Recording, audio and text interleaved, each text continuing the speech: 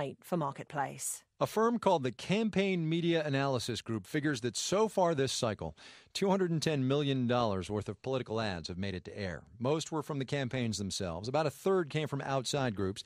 Not a whole lot from individuals, which is where this next story comes in. A website debuted this week that lets anybody make their own campaign ads for any candidate and then actually get them on TV. Jeremy Hobson has more now on VoterVoter.com. If you want to give money to a presidential candidate, you have to abide by federal limits, $2,300 per candidate per election. But if you want to make an ad for the candidate with your own message, you can spend as much as you want.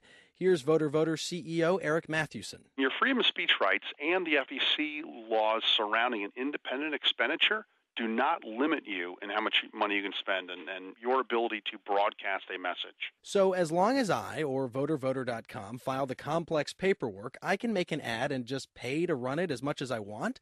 How about this one? The senator should be ashamed of himself, and if you vote for him, you should be ashamed too.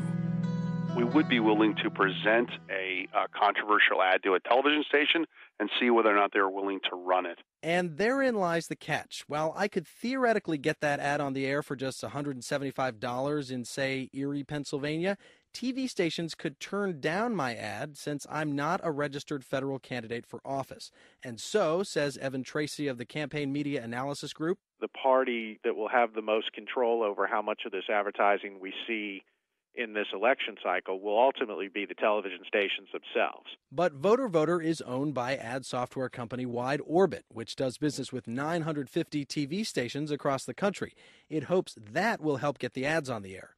VoterVoter plans to make its money with a standard 15% commission. In Washington, I'm Jeremy Hobson for Marketplace. VoterVoter, pizza, pizza.